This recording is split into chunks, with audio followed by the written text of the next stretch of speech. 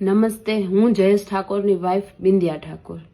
હાલ જે મારા હસબન્ડ ઉપર ખોટા આક્ષેપો નાખવામાં આવ્યા છે અને જે ષડયંત્ર રમાયેલું છે તેમાં હકીકત તો એ છે કે જે છોકરી આક્ષેપો નાખે છે આજથી 20 કે 25 દિવસ પહેલા એમના ઘરેથી એના મામાના છોકરા જતીન નામના છોકરા સાથે ભાગી ગયેલી હતી અને એના ત્રાસના કારણે એના પપ્પાએ ગળે ફાંસો ખાઈને સુસાઇડ પણ કરેલું હતું. એના પપ્પાએ સુસાઇડ કર્યું ત્યારબાદ 4 કે 5 દિવસ પછી તરત જ જતીન નામના છોકરા સાથે તે ભાગીને રાજસ્થાન ગયેલી હતી.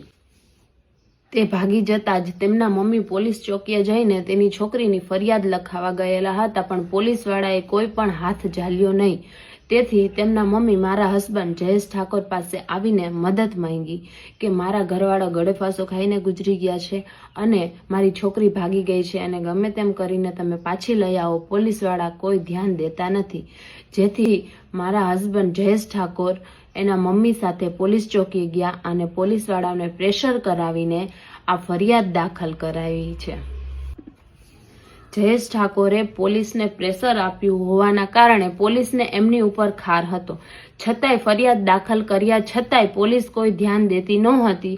જેથી એમના મમ્મીએ જયેશ પાસે મદદ માંગી હતી અને જયેશે તે છોકરીનું સરનામું, લોકેશન બધું કાઢીને પોલીસને આપેલું હતું કે ભાઈ આ જગ્યાએ આ છોકરી છે, આ સરનામા ઉપર છે, મેંદડા ગામ સાઈડ શાયદ, જ્યાંથી પોલીસ તમે લોકો એને લઈ આવો અને એમના મમ્મીને સોંપી દો. પોલીસ એ છોકરીને પોલીસ સ્ટેશને લઈ આવેલ, 2 દિવસ રાખેલા પૂછપરછ માટે. પણ જે ષડયંત્ર રમનાર છે અને પોલીસને જે ખાર હતો એ ખોટી રીતના 2 દિવસમાં પૂરેપૂરો કેસ જ પલટાવી નાખ્યો છે અને મારા હસબન્ડ ઉપર ખોટી રીતના જે જતીન નામના છોકરા ઉપર જે આક્ષેપો છે એ ખોટી રીતના આજથી 2 વર્ષ પહેલાનું કહીને મારા હસબન્ડ ઉપર એ આક્ષેપો નાખીને એમને ખોટી રીતે ફસાવી દેવામાં આવ્યા છે. આજથી 2 વર્ષ પહેલા જો કદાચ આ બનાવ બનેલો છે તો આજથી 2 વર્ષ પહેલા જે બનાવ બનેલો છે તો 2 વર્ષ સુધી તું ક્યાં હતી? અને અત્યારે જે જતીન નામનો છોકરો છે એની સાથે તું ભાગેલી હતી, એ છોકરાનો તો આ ફરિયાદમાં કોઈ જાતનો ઉલ્લેખ જ નથી. અને જે છોકરીને ફરિયાદના કારણે પોલીસ ચોકીએ લઈ આવેલા હતા એ ફરિયાદ તો બહાર આવતી જ નથી. અને ખોટી રીતના મારા હસબન્ડને કેમ ફસાવી દેવામાં આવે છે? જો મેડિકલ ટેસ્ટ કરાવેલું છે છોકરીનું, જયેશનું, તો જે છોકરા સાથે ભાગી ગયેલી હતી એ છોકરાનું મેડિકલ ટેસ્ટ કેમ નથી કરાવવામાં આવતું?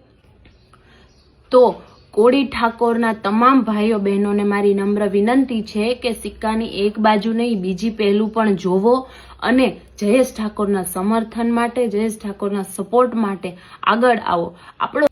આપણો સમાજ નાનો નથી, ગરીબ અને ભોળો છે.